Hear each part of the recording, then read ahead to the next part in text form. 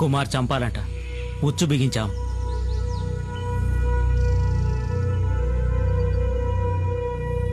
ఎర కోసం వచ్చే పులి మీ ఉచ్చుకు చిక్కదు.